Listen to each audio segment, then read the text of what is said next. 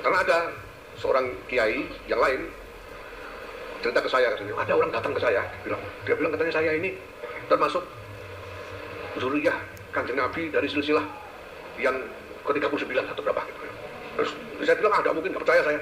Loh enggak, ini saya punya catatannya, itu ngarang itu pasti, nggak mungkin dah.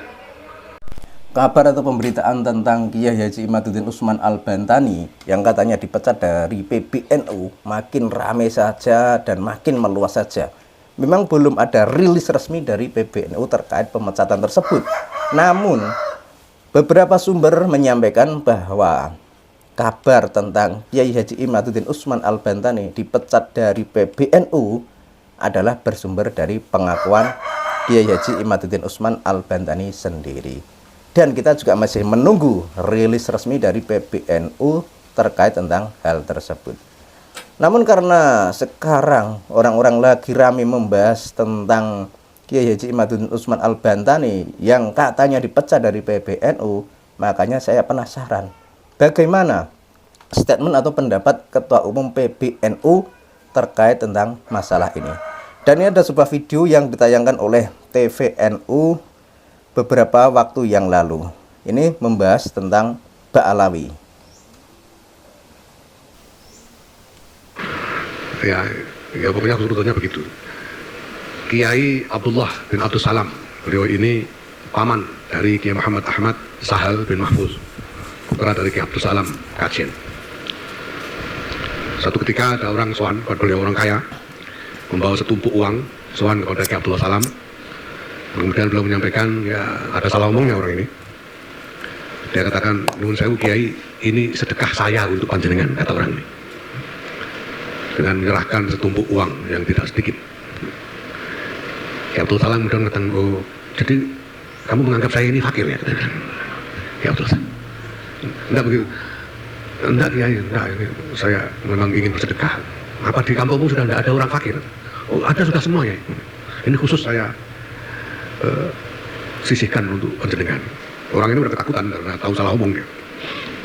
Tapi lalu Kiai Abdul Salam mengatakan, ya sudah, pokoknya ini untuk saya ya, tasarufnya terserah saya ya. Kiai Abdul Salam, iya ya. Lalu ada santri-santri yang sedang lari-lari di halaman pondok itu dipanggil sama Kiai Abdul Salam, sini. Datang satu terus sekepok uang itu tadi diberikan kepada santri tadi. Nih bagi teman-temanmu. Wah rame, ribut karena tiba-tiba ada pembagian uang tanpa harus mencoblos siapapun itu. Senang. Nah, uang sampean sudah membuat senang sekian banyak santri. Itu adalah cara Kiai Abdullah Salam menolak pemberian. Kenapa? Karena beliau sendiri berhusnudzon bahwa beliau adalah dari Bani Hashim atau Bani Abdul Muthalib. Sehingga beliau. Jadi itu tadi adalah gambaran dari Kiai Haji Abdullah Salam karena beliau merasa sebagai keturunan Rasulullah sehingga beliau tidak berkenan menerima zakat, sehingga apa yang diberikan oleh orang kaya tersebut dibagikan kepada orang yang lainnya termasuk santri-santrinya. Tapi berbeda dengan para Ba'alawi. Tapi kita lanjut dulu videonya. Beliau tidak mau melanggar larangan menerima sedekah atau zakat. Ini memang soal husnudzon ini, soal husnudzon. Dalam praktek husnudzon ini penting untuk yang bersangkutan supaya tidak melanggar larangan. Kalau memang berani terima resikonya. Jadi yang namanya husnudzon itu penting untuk yang bersangkutan. Kalau dalam hal ini yang kita hadapi adalah seorang ulama yang karismatik, yang mengedepankan etika, yang ilmu dan wawasannya luas, dan orang yang benar-benar menjalankan ajaran Islam sebagaimana ajaran Kanjeng Nabi, hal ini bisa dijalankan dan masuk akal. Artinya bahwa jika seseorang dalam perilakunya, dalam akhlaknya mencerminkan akhlakul karimah sang Nabi, meskipun orang tersebut tidak mengaku sebagai cucu Nabi, otomatis kebanyakan orang akan berprasangka, akan berhusnudzon bahwa orang tersebut adalah dzurriyyah Nabi. Tapi hal itu dilihat dari perilakunya dulu. Namun berbeda dengan para Ba'alawi ini. Jadi yang namanya Ba'alawi tidak cukup hanya dihusnudzoni saja. Karena kalau misalnya yang dilakukan adalah cukup husnudzon agar itu nanti menjadi pembelajaran bagi yang bersangkutan, ya fakta di lapangan tidak demikian. Karena fakta di lapangan itu berbeda dengan apa yang disampaikan oleh Ketua Umum PBNU tadi. Apa yang disampaikan oleh Ketua Umum PBNU tadi adalah contoh yang bagus. Tapi coba Anda lihat bagaimana kelakuan Bahar Smith, bagaimana Rizik Syihab, dan lain sebagainya. Kita lanjut dulu. Ya, karena ada seorang kiai yang lain cerita ke saya, katanya ada orang datang ke saya, dia bilang katanya saya ini termasuk zuriyah Kanjeng Nabi dari silsilah yang ke-39 atau berapa. Terus saya bilang, enggak mungkin, enggak percaya saya. Loh enggak, ini saya punya catatannya, itu ngarang itu pasti, enggak mungkin enggak. Terus saya tanya, kenapa kok sampean kan lumayan kalau sampean diakui sebagai zuriyah Kanjeng Nabi, saya bilang. Lumayan gimana, rugi saya. Rugi gimana? Loh, kalau saya zuriyah saya enggak boleh terima zakat, kan repot saya. Ada yang begitu. Ya ini. Sementara Dan ini mungkin juga semacam sindiran ya bagi klan Ba'alawi ya. Karena yang namanya dzurriyyah Nabi, keturunan Bani Hasyim, itu tidak boleh menerima zakat atau sedekah. Tapi kalau kita lihat fakta di lapangan, tidak demikian apa yang dilakukan oleh para Ba'alawi. Coba Anda cek, Anda lihat bagaimana glamornya kehidupan mereka. Sebut saja Bahar Smith, kemudian Pak Syekh, kemudian Rizik Syihab, kemudian Mbah Lutfi, dan lain sebagainya. Coba Anda lihat, kalau mereka ini benar-benar keturunan Nabi, benar-benar keturunan Bani Hasyim, ya otomatis mereka ini tidak akan mau dan tidak akan bersedia menerima zakat atau sedekah. Tapi silahkan cek sendiri. dalam amalah ini sebetulnya yang apa namanya, yang relevan secara fikih ini ya paling-paling kepastian nasab itu sampai kakek atau kakek buyut lah maksimal yang relevan. Selebihnya itu sebetulnya secara Ya ini perlu diklarifikasi ya. Kepastian nasab hanya sampai kakek dan sampai kakek buyut. Kalau dalam catatan nasab, tulisan nasab itu memang ada keterbatasan. Artinya yang namanya pencatatan itu ada hal-hal yang kadang-kadang orang itu tidak tercatat, kadang-kadang orang itu lupa mencatat, atau bahkan bisa catatannya salah dan lain sebagainya.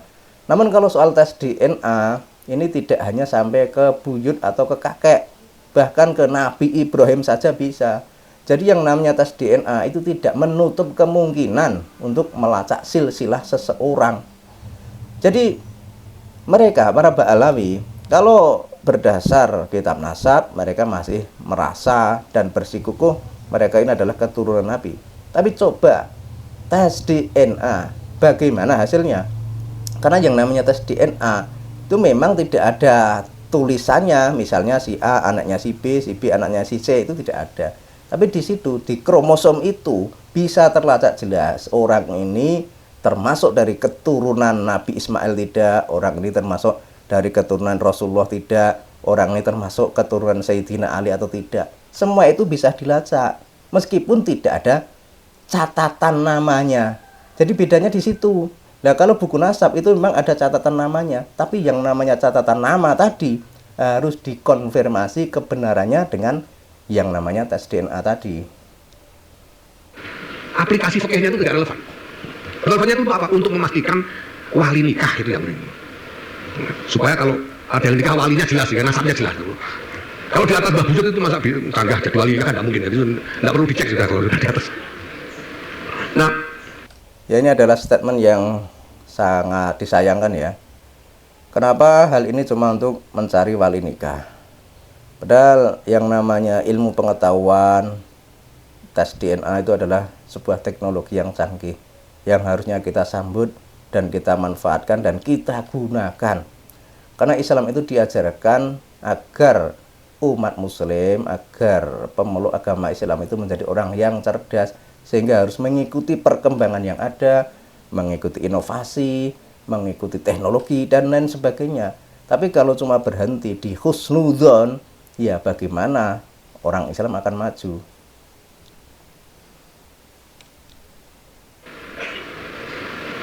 jadi alasan saya yang lain, saya meminta Habib Ali untuk menjadi ketua Lazisno ini karena saya tahu bahwa sudah ada cukup lama, bertahun-tahun sebetulnya Habib Ali ini berfungsi sebagai diplomat swasta. Jadi nggak ada yang nyuruh, nggak ada yang gaji, dia praktek diplomat sendirian gitu aja, itu bertahun-tahun begitu. Nah, Dan saya sendiri telah berpikir bahwa mengenai zakat, infak, sedekah ini kita perlu memperluas arena, lebih-lebih dalam konteks globalisasi ini, sehingga kita butuh. Itu ya, intinya Pak Ketua Umum PBNU masih bersikukuh dengan husnudzon. Bahkan di situ Habib Ali menjadi ketua Lazisnu. Kemudian dia juga berhusnudzon bahwa Habib Ali adalah min dzurriyyatir Rasul. Kemudian terkait tentang apa yang terjadi terhadap Kiai Haji Imaduddin Usman Al-Bantani.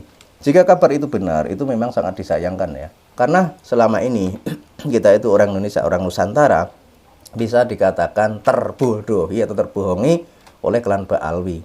Sehingga secara tidak langsung masyarakat Indonesia atau terutama umat muslim adalah masyarakat yang terjajah. Sebab orang yang menganggap habaib adalah dzurriyyah Nabi itu adalah orang yang menganggap habaib posisinya berada di atas mereka. Artinya secara tidak langsung kita orang pribumi Nusantara, orang Indonesia dianggap kastanya lebih rendah daripada para Ba'alawi ini. Jadi hal ini yang sebenarnya harus ditekankan dan harus dilawan. Karena semua masyarakat yang ada di Indonesia itu adalah setara. Artinya jika klan Ba'alawi dengan pengakuannya sebagai cucu Nabi, dengan pengakuannya sebagai dzurriyyah Nabi, kemudian minta mendapat perlakuan khusus dari masyarakat, yaitu adalah salah satu bentuk penindasan dan pembohongan terhadap masyarakat. Jadi mereka kepingin diperlakukan berbeda dengan yang lainnya. Ya ini yang harus ditentang. Kemudian terkait tentang husnudzon tadi. Kalau memang husnudzon tadi itu tujuannya adalah untuk pembelajaran bagi yang bersangkutan agar intinya dia itu merasa sadar dan merasa rendah hati atau istilahnya itu mawas diri karena dia adalah cucu Nabi, yaitu mungkin berlaku hanya untuk beberapa orang saja. Tapi kalau dipukul rata, ya bisa kacau balau masyarakat di negeri ini.